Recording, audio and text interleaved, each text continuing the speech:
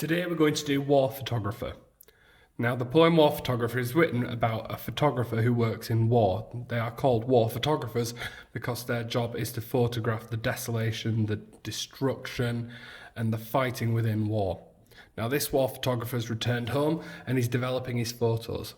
The process of developing this old style film photos is rather unusual for many of us to understand today. Old style film is really sensitive to light, so you have to do it in a dark room with red light only in the room. The photo itself is developed using chemicals which slowly bring out the photo, and then you hang it up to dry. All of this can create quite a sinister atmosphere. The red light surrounded by hanging photos, the chemical smells, and especially considering that most of the photos that the war photographer is going to be taken are going to be of death and pain. Starting at the start of the poem then, we'll first off make our form notes. So as normal, I will be doing form and language in pink and structure in yellow. What's interesting to notice about this poem straight away is that we have 4 regular stanzas. We have a regular rhyme scheme within each one of A, B, B, C, D, D, which means we have lines 1 doesn't rhyme, but lines 2 and 3 of the stanza rhymes. Line 4 doesn't rhyme, but then lines 5 and 6 of the stanza rhyme.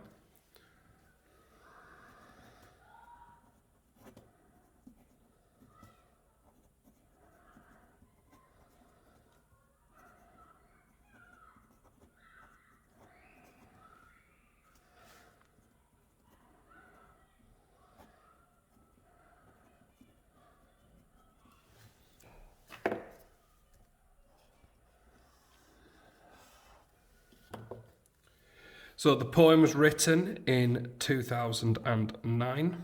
So it's one of the more modern poems that we have to study in our anthology.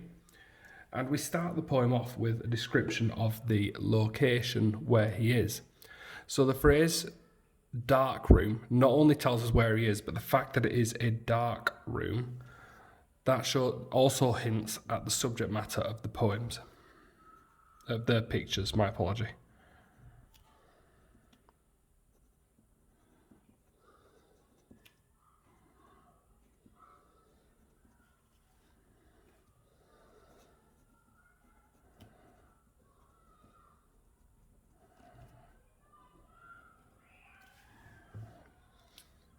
He is finally alone, with spools of suffering set out in ordered rows. So we've got here, in this section, we've got the sibilance here that brings us through.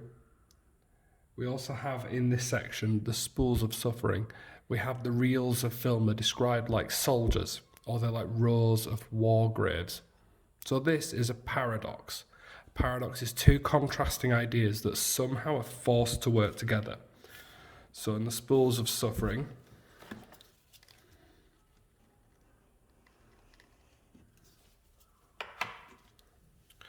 we have sibilance and the rows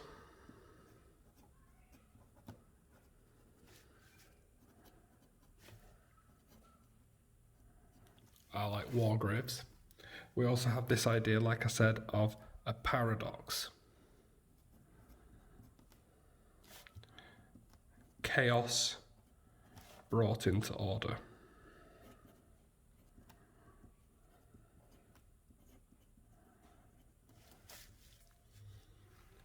The only light is red and softly glows, as though this were a church, and he a priest preparing to intone a mass. So here we have this religious imagery.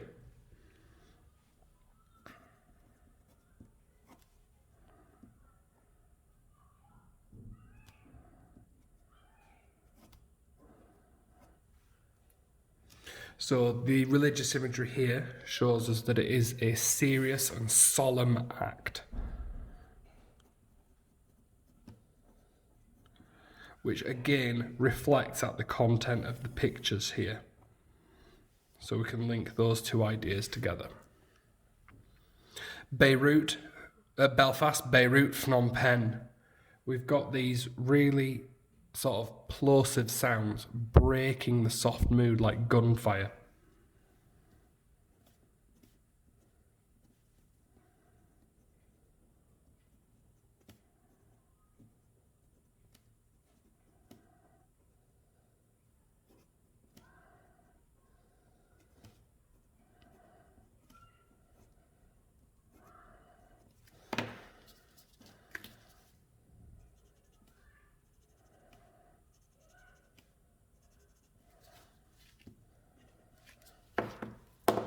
And then we have that final phrase of the stanza where all flesh is grass. Finishing off then with a metaphor, and this is actually another biblical phrase. So we have another one of another idea of biblical or religious imagery here.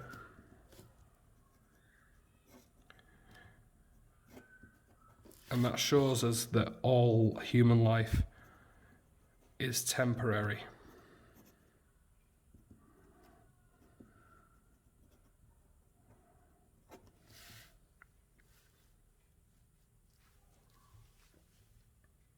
Starting off then with the second stanza, we have this really interesting structural note that it starts with a short sentence. He has a job to do. It simplifies it.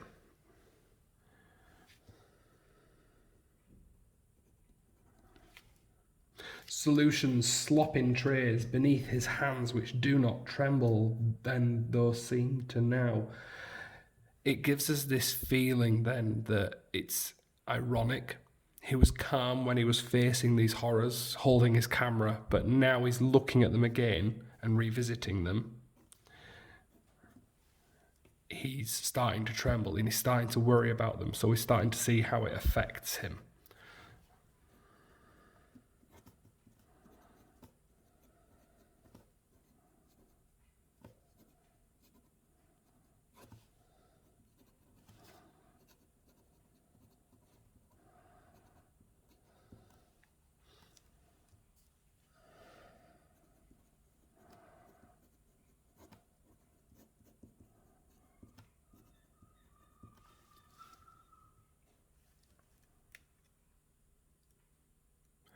So we have this idea of rural England again.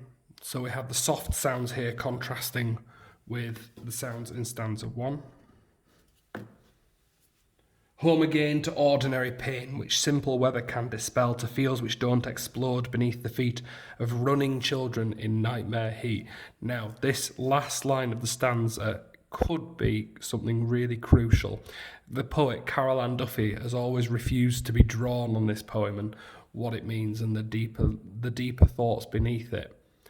One thing though that we can pull from this though, for the running children in a nightmare heat. Now this could be a reference to a Vietnam War photo which is called Napalm Girl. It's an incredibly famous photo and it's something we'll go through in the lesson. But the link here hints at the importance of the photographer's work.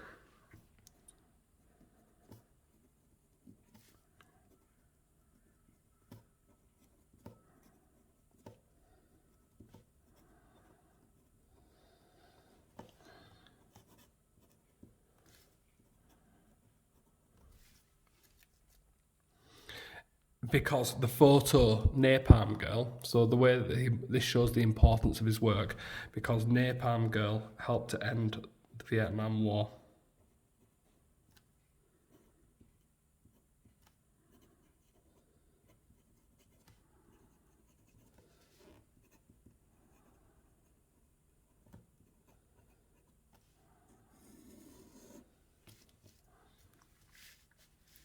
And then looking again where something is happening. So we have another short sentence, but here we also have the volta of the poem. Now the volta of the poem is not something we've met yet in the poems that we've read so far. The volta is the turning point of the poem. The focus has moved from his job and his task to the personal cost of war. He's remembering a specific death and its impact on him.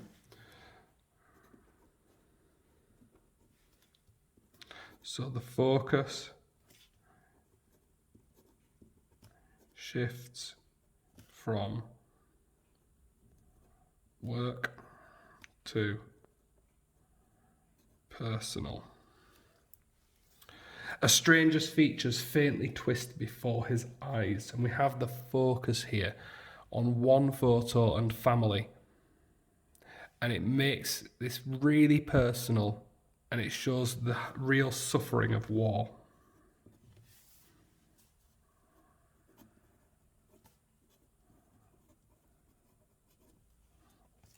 And we have this phrase, a half-formed ghost. And we can talk about this here, because we can not only talk about the poem here, about the picture here, but we could say the photographer maybe feels half-formed, because it's like the idea that his body's been mutilated, the guy in the photo, so the photographer feels mutilated by what he's seen. He remembers the cries of this man's wife, and how he sought approval without words to do what someone must. And this is where he emphasises just how important his job is. So it emphasises his role.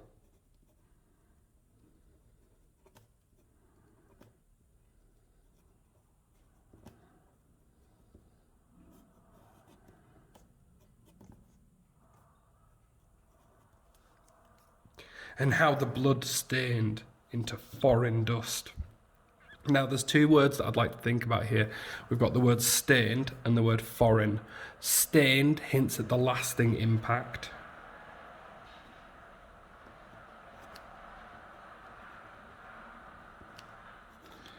Of war. And that the word foreign, which I'm not going to write about now, but the word foreign shows us that it's strange to him. It's unusual for him. And it just highlights the strangeness of what he's seeing, that it's not a normal thing to have to do.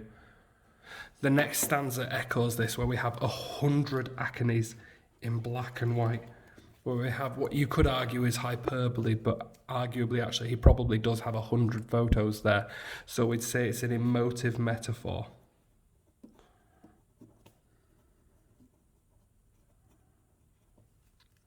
And that emotive metaphor describing his pictures, it seems to confirm and solidify the suffering that they show.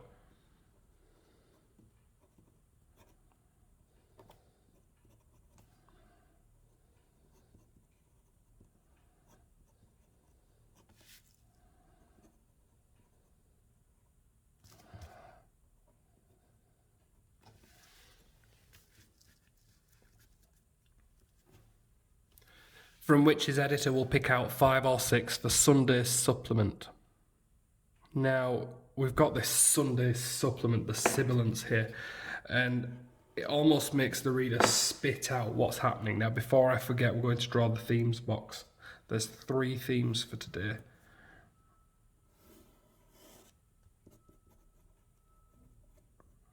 If we don't draw it now, we'll run out of space later on when we need it. So, the Sunday supplement, the sibilants.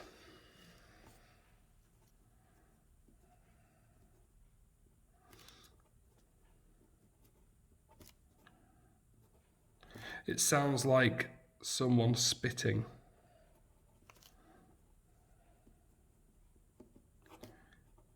And that suggests that he is incredibly frustrated.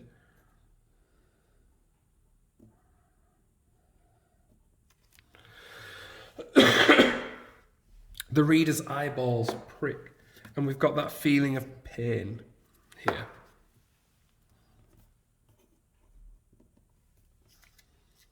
But it suggests that it's only for a short amount of time.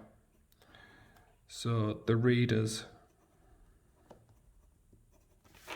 will soon forget about what they've seen.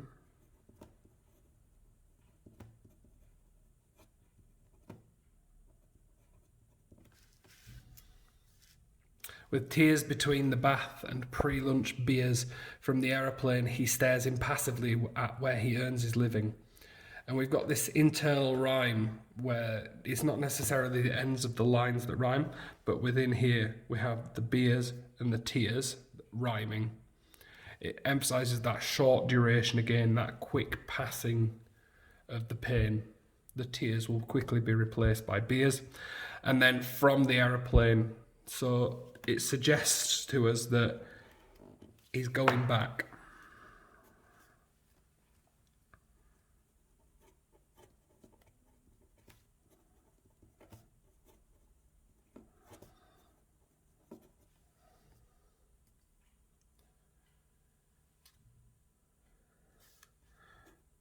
It's like a soldier going on another tour. And then at the end we have this really ambiguous phrase, they do not care. Now that phrase of they do not care, is it the readers or is it the wider world?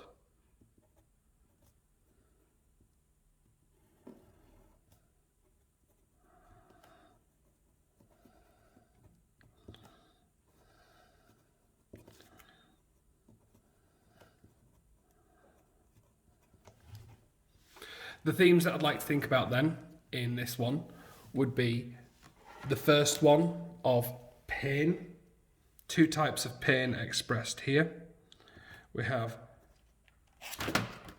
physical and we have emotional.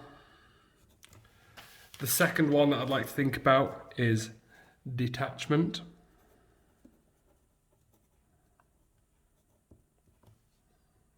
So the detachment of the photographer from his photos in the real world. So he is detached from his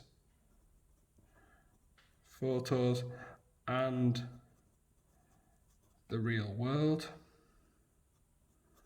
And the final one that I'd like to think about is anger.